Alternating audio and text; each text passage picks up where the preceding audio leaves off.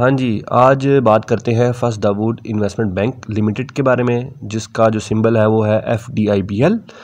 और हम पहले देखेंगे कि कंपनी जो है वो है किस तरह की, उसकी थोड़ा सा हम उसकी जो फाइनेंशियल सिचुएशन है उसका हम थोड़ा सा जायज़ा लेंगे। उसके बाद फिर हम ये देखेंगे कि इस वक्त उस पिछले 2-3 4 साल में उसकी जो शेयर की जो प्राइस है वो किस तरह मूव करती रही है, ज़रा हम उस पर थोड़ा सा हम नज़र डालेंगे और समझेंगे कि हो क्या रहा है। आज थोड़ा सा मैं मुख्तलिफ अंदाज में बात करूँगा, थोड़ा लाइटर मूड में बात करूँगा, तो उम्मीद है ज़रा आप एंजॉय भी करेंगे और बात भी आप समझ लेंगे। देखें, जब भी FDIBL की बात होती है तो मेरे जहन में पता नहीं क्यों ये चौधरी इमरान सईद जो है ना वो आ जाता है। अब चौधरी इमरान सईद क्यों मेरे दिमाग में आता है वो स्टोरी मैं आपको थोड़ी देर बाद सुनाऊंगा। बड़े मज़ेदार स्टोरी है। आप में से वो लोग जो जिनको 3-4 साल हो गए हैं ना मार्केट में, वो चौधरी इमरान सईद को लाजमी जानते होंगे, और जिन्होंने FDIBL उसके कहने पर लिया था वो तो बड़े अच्छे तरीके से जानते होंगे। बल्कि उस वक्त उनके जहन में चौधरी इमरान सईद की पिक्चर देख के ना ये चीज़ें, ये ख्यालात जो है ना जहन में आ रहे होंगे इस वक्त। तड़पेगा तू कमीने, कीड़े पड़ेंगे तेरे ऊपर, कुत्ते की मौत मरेगा और मरने के बाद हमेशा हमेशा के लिए नरक की आग में जाएगा तेरी माँ की। अब ज़रा बात करते हैं FDIBL के बारे में। तो जैसा कि आपके सामने ये लिखा भी आ रहा है, ये इनकी वेबसाइट से मैंने उठाया है। FDIBL जो है बेसिकली 1994 में इनकॉर्पोरेट हुई थी और ये एक लीजिंग कंपनी थी। इनके साथ जो इशू हुआ था वो ये हुआ था कि जब 2008 में जो फाइनेंशियल क्राइसिस आया था, जिसमें स्टॉक मार्केट बंद भी रही, पाकिस्तान की 109 दिन बंद रही, तो उसकी वजह से इनको बहुत बुरा नुकसान हुआ था। और ये उसके बाद से ना ये जितनी भी ये कंपनीज़ थी ये रिकवर नहीं कर सकी, लीजिंग कंपनीज जो थी। तो इनका जो है ये उसके बाद से ना ये इशू जो है वो रेज़ हुआ। इन कंपनी का जो है ना असल मसला जो है उसके बाद से शुरू हो गया। तो ये तो थोड़ी थी इनकी इंट्रोडक्शन था। अब ज़रा आते हैं इनकी लेटेस्ट फाइनेंशियल स्टेटमेंट में। मैंने 30 जून 2017 ये इनकी लेटेस्ट एनुअल रिपोर्ट है जो इस वक्त इनकी वेबसाइट पे अवेलेबल है। तो मैंने लेटेस्ट जो रिपोर्ट थी वो मैंने डाउनलोड की और मैंने खोल कर उसे पढ़ना शुरू किया। तो सबसे पहले मैं गया ऑडिट रिपोर्ट पे। मैंने कहा पहले ज़रा ऑडिट रिपोर्ट देखते हैं ऑडिटर क्या कह रहे हैं, वो सेटिस्फाइड है इनके साथ। तो जब मैंने ऑडिट रिपोर्ट देखी ना इनकी, ये 30 जून 2017 को जो इनकी एनुअल रिपोर्ट है उसमें जो ऑडिट रिपोर्ट लगी हुई है, जो लेटेस्ट ऑडिट रिपोर्ट जो अवेलेबल है वेबसाइट पे, वो मैंने खोली भी है। उसका आपको एक स्नैपशॉट जो भी है वो नज़र आ रहा है आपको। अगर आप इसको थोड़ा सा पढ़ें तो आपको समझ लग रही होगी कि ऑडिटर क्या कह रहे हैं। ऑडिटर ये कह रहे हैं कि भाईजान इन्होंने अपनी बैलेंस शीट के अंदर डेफर्ड टैक्स एसेट बुक किया हुआ है 381 मिलियन का, 381 मिलियन का डेफर्ड टैक्स एसेट बुक किया हुआ है। जब वो उन्होंने बुक किया in respect of carried forward unused tax losses के, जबकि ये लॉसेस जो हैं, जो अगर आप आखिरी जो स्टेटमेंट है वो पढ़ें, लिखा हुआ है कि however we could not substantiate deferred tax assets and relevant projections realization of which is dependent on renewable of licence and availability of taxable profit which are uncertain. तो ऑडिटर ये कह रहे हैं कि भैया जो डेफर्ड टैक्स एसेट ना ये तो उस वक्त रियलाइज़ होंगे ना जब आपको टैक्सेबल प्रॉफिट होगा, उसके अगेंस्ट आप एडजस्ट करेंगे। तो अभी तो फ़िलहाल कहीं नज़र ही नहीं आ रहा कि आपको कोई प्रॉफिट होगा, और जो लाइसेंस है वो भी रिन्यू नहीं हुआ और टैक्सेबल प्रॉफिट भी फ़िलहाल कोई नहीं है। तो ये जो बुकिंग है ना इसके बारे में वो मुतमिन नहीं है। ठीक है, तो एक ऑडिटर्स ने इशू रेज़ किया। फिर अगर आप आगे जाते हैं ऑडिट रिपोर्ट में तो आखिर में इन्होंने कहा कि we draw attention to the following matters. तो पहली चीज़ जो इन्होंने कही है वो यही है कि भाई कंपनी जो है ना वो फाइनेंशियल प्रॉब्लम्स में है। ठीक है, फाइनेंशियल प्रॉब्लम्स में है। इसका जो अकोमुलेटेड लॉस है वो इस वक्त तकरीबन 1518 मिलियन रुपीज़ का हो चुका हुआ है। अकोमुलेटेड लॉस एज एट 30 जून 2017 इतना बड़ा लॉस हो चुका हुआ है। कंपनी की लाइबिलिटीज़, करंट लाइबिलिटीज़ जो है वो करंट एसिड से एक्सीड कर रही हैं बाई 82 मिलियंस। ठीक हो गया। और कंपनी का लाइसेंस भी अभी तक जो बिज़नेस का लाइसेंस है वो रिन्यू ही नहीं हुआ हुआ। ठीक हो गया। और उन्होंने आगे नोट्स का हवाला दिया और कहा कि भाई जो ऑडिटर है ना, ये ऑडिट रिपोर्ट में ऑडिटर कह रहे हैं कि उनको कंपनी की जो एबिलिटी है ना to continue as a going concern, मतलब क्या है कि कंपनी जो है अगले लंबे अरसे तक अपना बिज़नेस कैरी ऑन कर सकेगी, उसके बारे में इनको शुबा है, उनको अब डाउट है कि कंपनी इतने लंबे अरसे तक क्या अपना बिज़नेस चला भी पाएगी कि नहीं चला पाएगी। ऑडिटर्स कह रहे हैं कि हमें अब इसके बारे में शुबा है, उनको अब अनसर्टनटी जो है उनके जहन में है, वो उन्होंने यहाँ मेंशन की हुई है। ठीक है, इसके अलावा अगर आप थोड़ा नीचे जाएं तो वहाँ लिखा है कि कंपनी ने कुछ रिक्वायरमेंट्स हैं NBFC की, वो भी फुलफ़िल नहीं की हुई। तो ये मैं नहीं कह रहा, ये ऑडिटर कह रहे हैं। ऑडिटर क्या कह रहे हैं कि भाईजान कंपनी को फाइनेंशियल प्रॉब्लम है और कंपनी की current liabilities current assets exceed कर रहे हैं। इसकी वजह से उनके नज़दीक सिग्निफिकेंट डाउट है कि कंपनी लंबे अरसे तक क्या अपना बिज़नेस चला पाएगी भी या नहीं चला पाएगी, उनको ये है। और उन्होंने आगे लिखा हुआ है कि शायद कंपनी अपने लायबिलिटीज़ को भी डिस्चार्ज ना कर पाए। ठीक है, या आखिर में लिखा हुआ है कि accordingly company may not be able to realize its assets and discharge the liabilities at stated amount. तो ये कंपनी के ऑडिटर जो है ना वो ये बयान कर रहे हैं। तो ये है कंपनी की जो इस वक्त की सूरत हाल, जो लेटेस्ट एनुअल रिपोर्ट है उसके मुताबिक कंपनी की ये सूरत हाल है कि ऑडिटर ये कह रहे हैं कि भैया हम सेटिस्फाइड नहीं हैं। ठीक है, और कंपनी को बहुत फाइनेंशियल प्रॉब्लम है। मैं नहीं कह रहा, ये ऑडिट रिपोर्ट कह रही है। ठीक है, अब मैं जब इनकी प्रॉफिट एंड लॉस स्टेटमेंट खोली तो वहाँ हमें क्या नज़र आ रहा है, वहाँ भी अगर हम जाके देखें तो वहाँ हमें नज़र आ रहा है कि कंपनी जो है वो कोई इतना अच्छा परफॉर्म नहीं कर पा रही। ठीक है, अब आप में से कुछ लोग कहेंगे तला भाई क्या कह रहे हैं आप, कंपनी ने पिछले साल 1.92 लॉस पर शेयर था। इस साल कंपनी के 3 क्वार्टर का जो रिज़ल्ट आया कंपनी ने उसमें अर्निंग पर शेयर उसका 0.93 रहा है। आप कह रहे हैं कि पिछले साल की जो एनुअल रिपोर्ट थी उसमें ऑडिटर ने इतने बड़े मसले बताया तो कंपनी का अर्निंग पर शेयर पॉजिटिव आ गया है।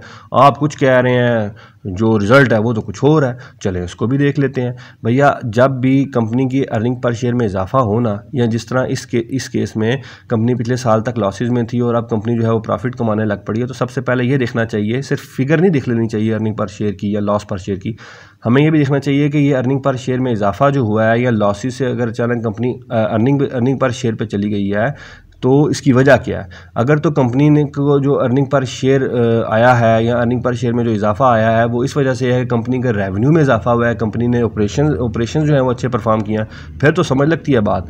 लेकिन अगर कंपनी जो है अचानक पिछले साल लॉसेज में थी और अचानक इस साल प्रॉफिट में चले गई है, उसकी वजह ये है कि कोई वन ऑफ इनकम आई है या कोई लायबिलिटीज़ राइट बैक की हैं जिसका कंपनी के ऑपरेशन से कोई ताल्लुक नहीं है, कंपनी की माली हालत से उसका कोई फ़र्क नहीं पड़ता, तो फिर तो कंपनी तो उधर की उधर ही खड़ी हुई ना। ठीक है, तो अब हम देख लेते हैं कि ये क्या हुआ। कंपनी जो है, ऑडिटर कुछ कह रहे हैं, कंपनी की जो पिछले साल जो रिज़ल्ट है वो लॉसेज में था, इस साल अर्निंग तीन क्वार्टर का अगर रिज़ल्ट देखें तो कंपनी जो है वो अर्निंग शो कर रही है। तो ये चक्कर क्या है, तो इसके लिए हम ज़रा फाइनेंशियल स्टेटमेंट खोल लेते हैं। अब ये देखें आपके सामने फाइनेंशियल स्टेटमेंट खुली हुई है। अब आप ये देखें इस साल के जो 3 क्वार्टर हैं उसमें कंपनी ने जो इनकम कमाई है वो है 10 मिलियन। 3 क्वार्टर में कंपनी को जो इस साल इनकम हुई है वो सिर्फ 10.5 मिलियन की हुई है अगर आप राउंड ऑफ करते हैं, जबकि इसी के मुकाबले में पिछले के जो 3 क्वार्टर थे, पिछले साल के जो 3 क्वार्टर थे उसमें कंपनी को इनकम हुई थी 26 मिलियन की। इस साल 10 मिलियन की इनकम हुई है, पिछले साल 26 मिलियन की इनकम हुई है। तो कंपनी तो बल्कि बुरा परफॉर्म किया। अगर आप इनकम को देखें, कंपनी की जो इनकम है वो तो बहुत ज़्यादा गिर गई है इन 3 क्वार्टर में।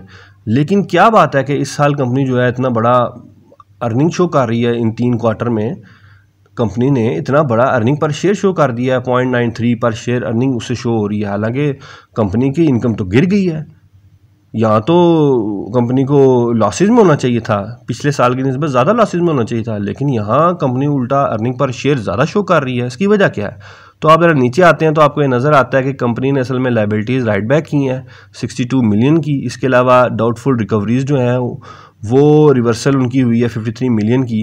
तो ये तकरीबन 112 मिलियन की जो राइट ऑफ इन्होंने किया है, तो उसकी वजह से अगर आप नीचे आएँ तो आप देख सकते हैं कि earning per share positive show हो रहा है। अगर आप इन दोनों का इफ़ेक्ट निकाल दें तो कंपनी लॉसेज में चली जाती है। आप यहाँ देखें प्रॉफिट बिफोर टैक्स जो है वो 97 मिलियन है, जबकि ये लायबिलिटीज़ राइट बैक जो की हैं प्लस जो रिवर्सल फॉर लीज लॉसेज है, इन दोनों को आप ऐड करें तो ये तकरीबन कोई 112 मिलियन के करीब इनकी फ़िगर बनती है। तो 112 मिलियन को अगर निकाल दें तो जो प्रॉफिट बिफोर टैक्स 97 मिलियन है ये नहीं रहेगा, ये तो बल्कि उल्टा लॉसेज में चली जाएंगी। तो अगर आप इसका इफेक्ट निकाल दें तो कंपनी जो है वो लॉसेज में चली जाती है।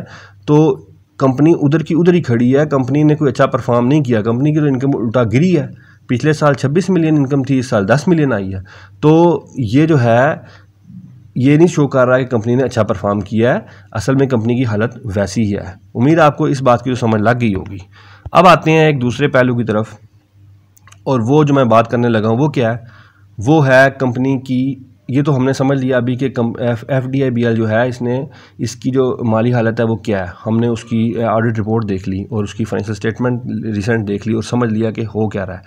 अब ज़रा बात करते हैं कि पिछले 3-4 साल में कंपनी इस FDIBL की जो शेयर प्राइस है, जो उसकी मूवमेंट जो रही है, उतार चढ़ाव जो उसका रहा है, ज़रा उसको डिस्कस करते हैं। अब हम ज़रा बात करते हैं FDIBL कि जो शेयर प्राइस है इसकी जो मूवमेंट रही है पिछले 3 साल में, ज़रा उसके बारे में हम डिस्कशन करते हैं। अब आपके सामने ये एक चार्ट आ रहा है, ठीक है, ये इसका लेटेस्ट चार्ट है और ये तकरीबन आप कह सकते हैं तकरीबन 3 साल की इसकी प्राइस की मूवमेंट है। ये मैंने वीकली चार्ट लिया हुआ है, ठीक है। FDIBL का जो शेयर प्राइस है उसकी मूवमेंट का चार्ट है, नीचे वॉल्यूम आ रहा है, ऊपर उसके प्राइस की जो मूवमेंट है कैंडल स्टिक में वो आ रही है। अब अगर आप देखें तो आपके लेफ़्ट साइड पे मैंने एक गोल दायरा बनाया हुआ है, एक जब प्राइस ऊपर जाना शुरू किया तो एक गोल दायरा बना हुआ है, सर्कल बना हुआ है, और इसी तरह एक आपके राइट साइड पे भी एक छोटा सर्कल बना हुआ है।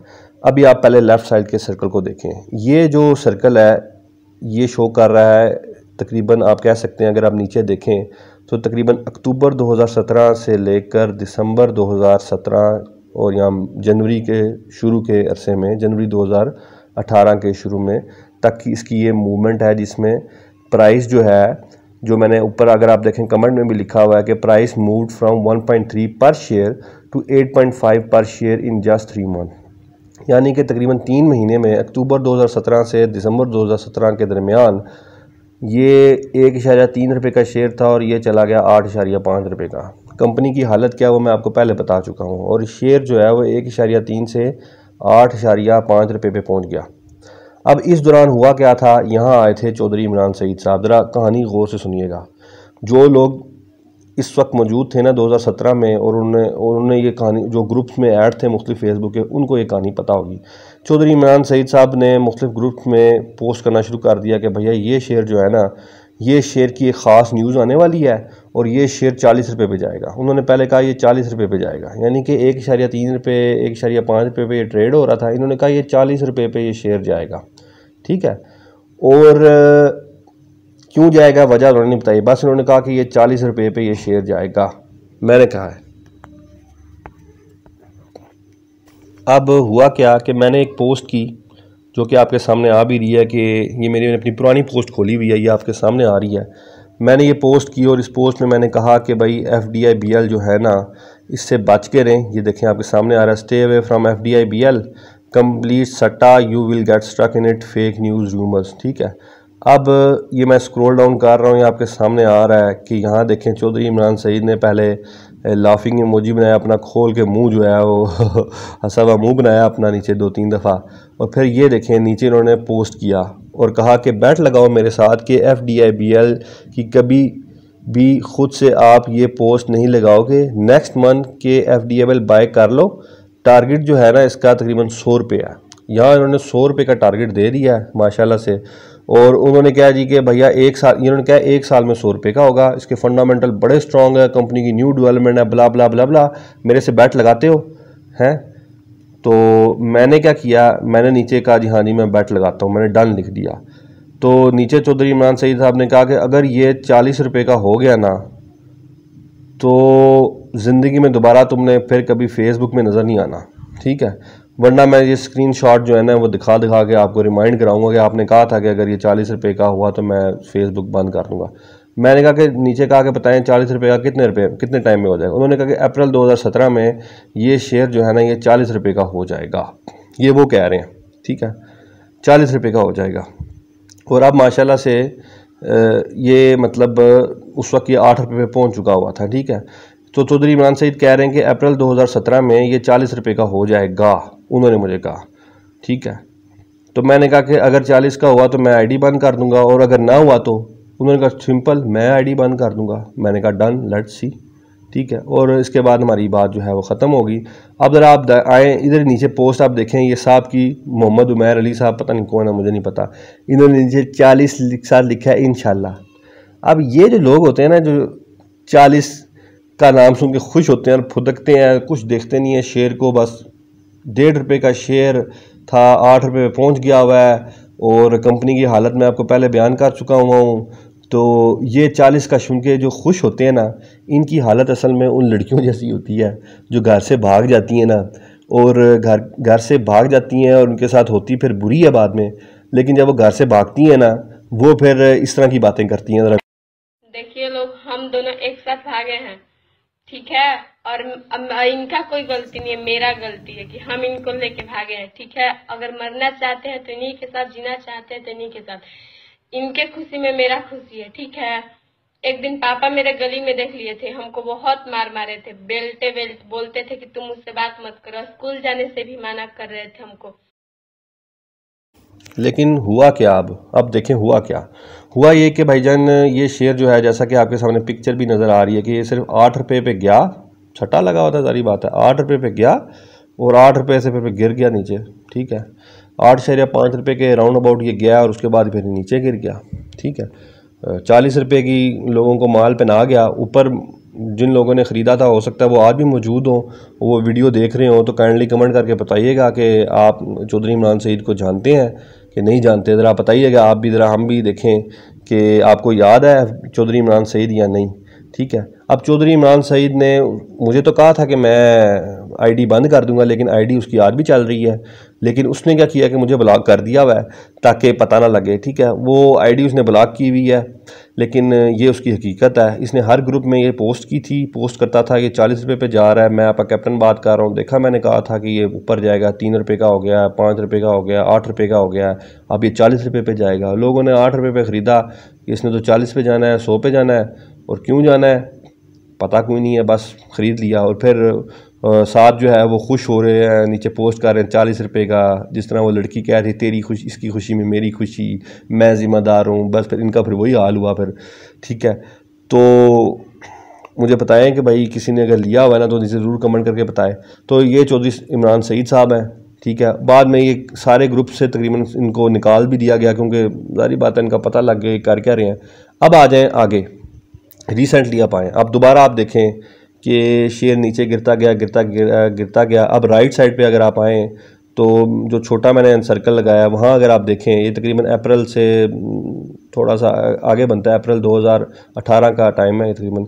तो यहाँ मैंने ऊपर लिखा भी हुआ है कि प्राइस जो है वो 1.7 पर शेयर थी, राउंड अबाउट अप्रॉक्सीमेटली। तो ये तकरीबन 5.4 रुपये पे चली गई 1 महीने से कम के अरसे में। तो ये दोबारा अगर आप देखें तो ये ऊपर गया है, ठीक है। ऊपर क्यों गया है साफ नज़र आ रहा है, स्पेकुलेशन होती है, सट्टा लगता है तो ये ऊपर जाता है। तो ये मैं आपको समझाना चाह रहा हूँ, चार्ट से आप देखें कि ये शेयर जो है फाइनेंशियल हालत मैंने आपको बता दी है क्या है।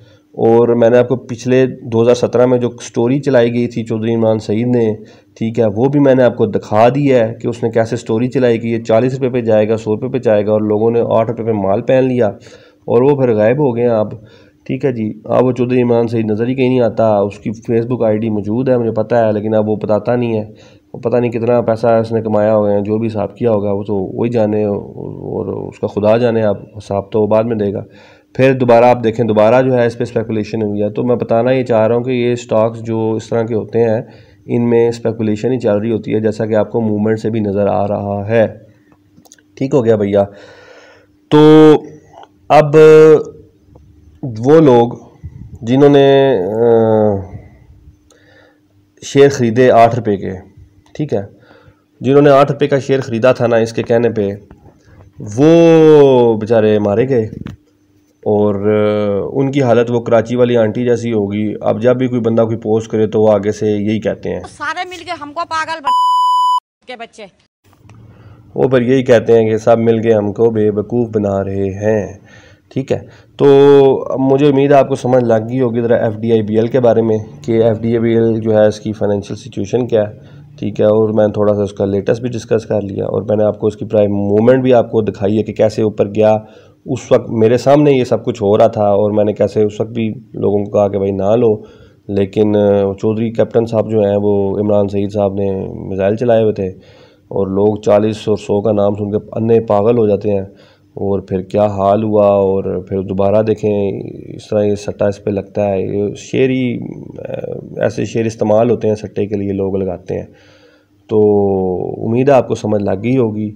और नीचे कमेंट करके मुझे ज़रूर बताइएगा अगर कोई इसमें फंसा हुआ है जिसने चौधरी इमरान सईद के कहने पे लिया था, कोई ऐसा मौजूद है बंदा, अल्लाह का बंदा, जिसने जो 1.5-2 साल पहले था और उसने ये स्टोरियाँ सुनी थी, ज़रा वो नीचे कमेंट करे ताकि दूसरों को पता लगे कि यार ये हिसाब किताब क्या है इसका।